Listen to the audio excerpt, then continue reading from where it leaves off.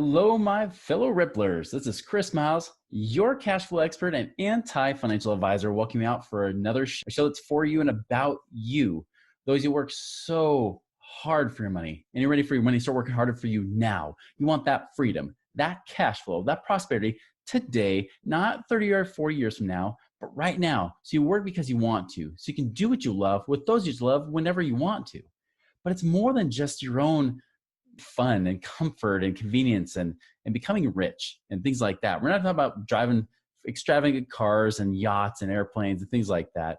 We're talking about having a life that really has meaning, a life of freedom and prosperity for yourself and your family that creates a legacy beyond you, a legacy of abundance and prosperity, not of scarcity. But even more so, it creates a ripple effect through the community and the lives of those that you touch, that you're allowed to bless more lives because you are a rippler out there creating a ripple effect by doing good in the world. And guys, we need more of you than ever. And I'm so excited to be on this bandwagon with you guys, to be able to join in on this cause, to be a rippler, to create a ripple effect through you.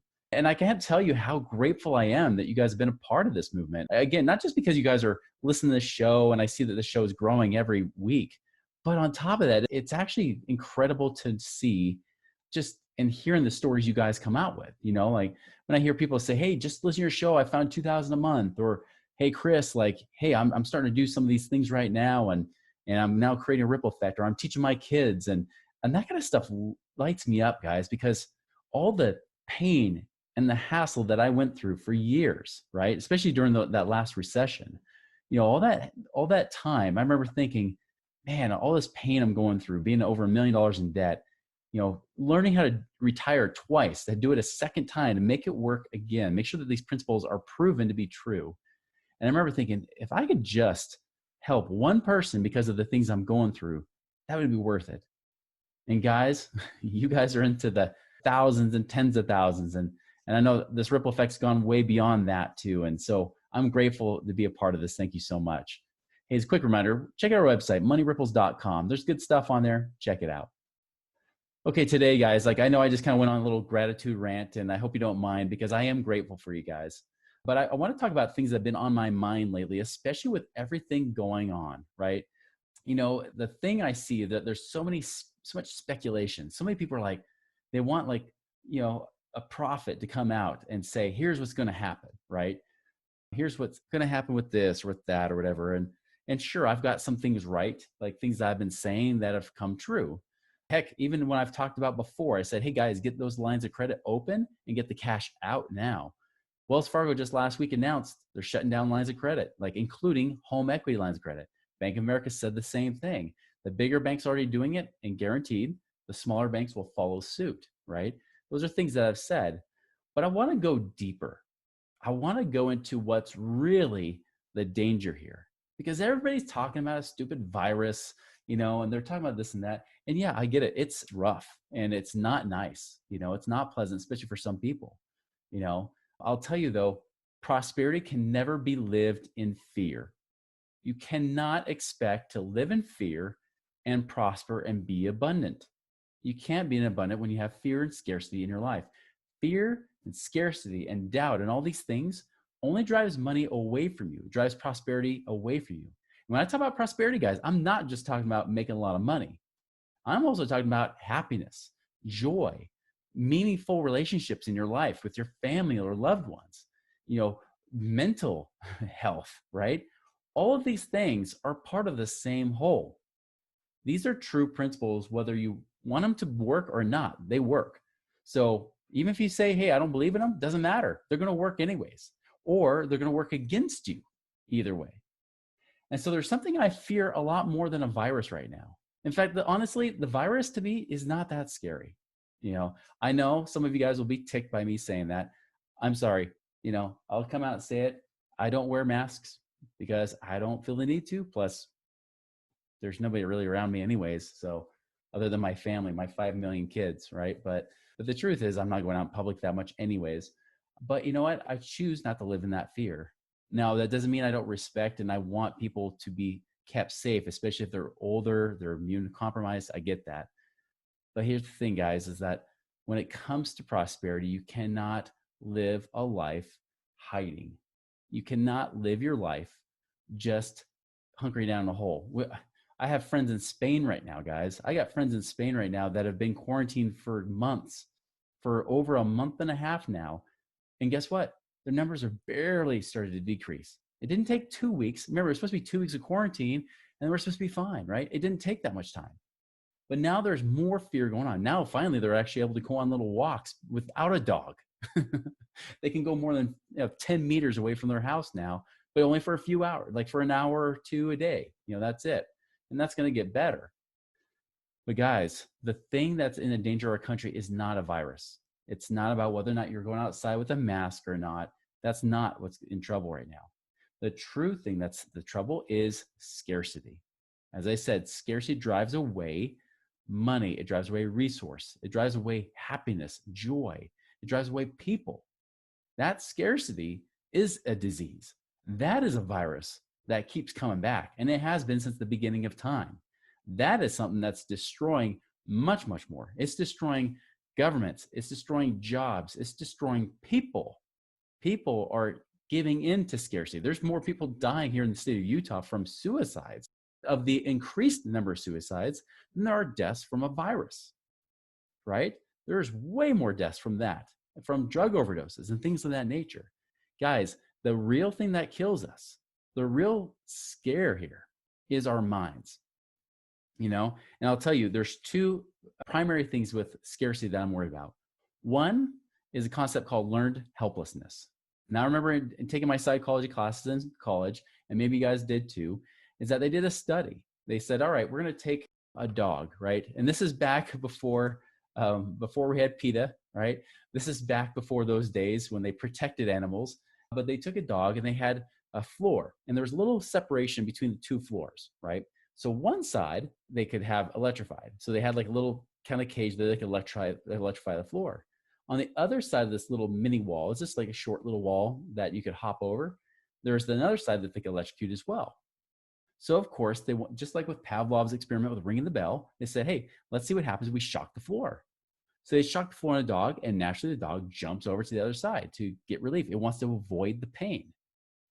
They said, all right, we'll shock the other side. So they shocked the other side and jumped right back over. They said, look at this, we're manipulating a dog. Look at what a bunch of bullies, So anyways, they started doing this. And then they said, hey, let's test this out. What would happen if we shock both sides at the same time? So kind of the danged if you do, danged if you don't scenario, right? So they shock both sides. The dog hops over, realizes it's shocked over, hops back over again, hops back and forth a few times. And after it realizes that no matter where it goes, it's going to get shocked, it went to a corner and it started peeing all over itself.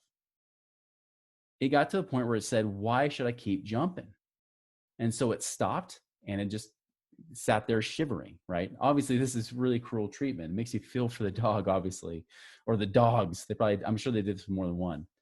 So anyways, that concept that came out of that was called learned helplessness, which comes from the whole danged if you do, danged if you don't, right? And I'm editing this to keep this PG, but that's true. What it truly is it's trying to say that in many cases we think if there's no hope, right, there's no way out.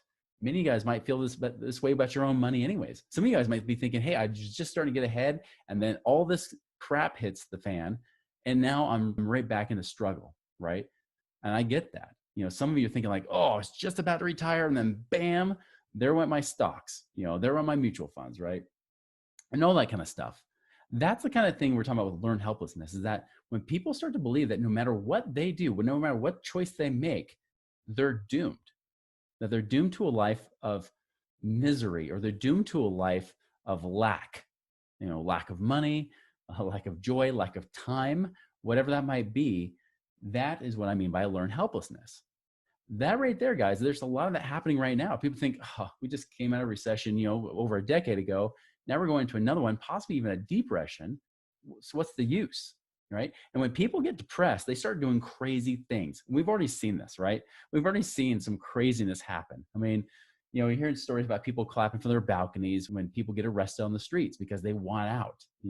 We get that. I get why you would feel that way, but we start to realize that, when you get into a weird place, especially when it's a place of scarcity, when you feel like there's a scarce amount of freedom, right? There's a scarce amount of time or scarce amount of resources or whatever it might be, scarce amount of air to breathe, right? whatever that might be like, that's where you start to have issues. And that's when you start to make really bad decisions. Guys, I was this way even just in the last recession. I was thinking like, man, no matter what I'm doing, it used to be I thought whatever I touched turned to gold. But then when I got humbled, by those circumstances, I started to think, man, no matter what I do, it seems like I'm failing.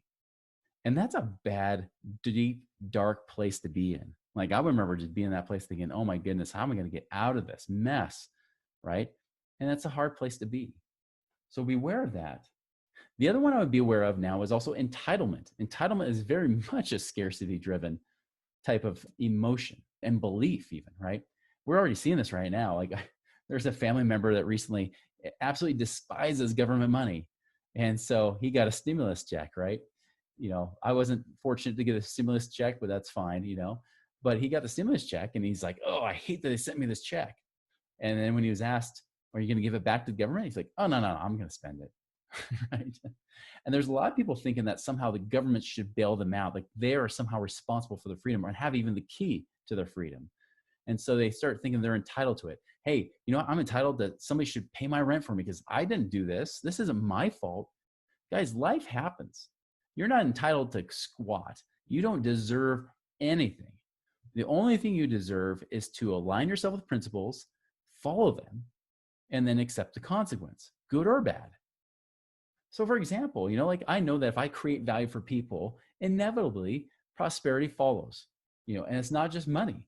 Sometimes it's appreciation, sometimes it's love, other times it's just, the fact of the joy that I have that I know I'm blessing lives, that personal fulfillment, right? There's lots of ways you can get paid from creating value. That is a true principle and always has been and always will be since the beginning of time and will be to the end of time, right? Those kind of things are true. I'm not entitled to anything. I just create as much karma as I can in my favor, and then I let the principles govern and the consequences follow.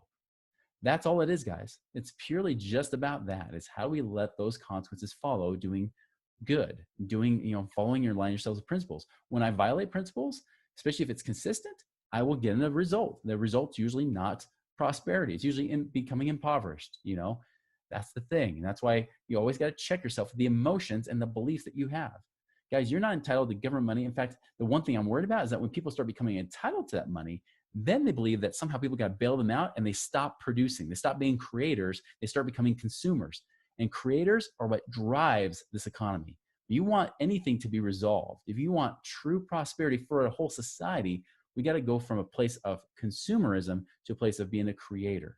We got to be in a creative mindset. Otherwise, it doesn't work.